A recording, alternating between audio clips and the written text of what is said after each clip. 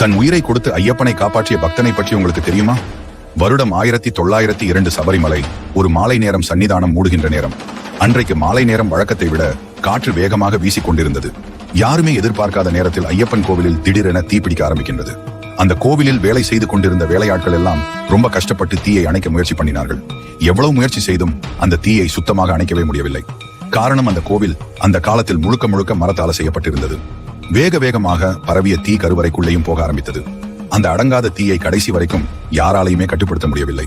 கொஞ்சம் கொஞ்சமாக விடிய ஆரம்பித்தது. அதே நேரத்தில் கொஞ்சம் கொஞ்சமாக அந்த தீயும் தனியாக ஆரம்பித்தது. கோவிலில் வேலை செய்து கொண்டிருந்த வேலையாட்கள் எல்லாமே கருவறையில் இருக்கின்ற ஐயப்பனுக்கு என்ன ஆச்சு என்று சொல்லி வேக வேகமாக போய் பார்த்தார்கள். அப்போது ஒரு உருவம் கருவறைக்குள்ள ஐயப்பனை கட்டி பிடித்த மாதிரி நெருப்பிலே வெந்து இறந்து போயிருந்தது. அது வேறு யாரும் இல்லை, அந்த கோவிலில் வேலை செய்து கொண்டிருந்த வேளாள் தான். அவரின் தீவிர பக்தியால் ஐயனிடம் நித்திய சரணாகதியானார். ஓம் சுவாமியே சரணம் ஐயப்பா.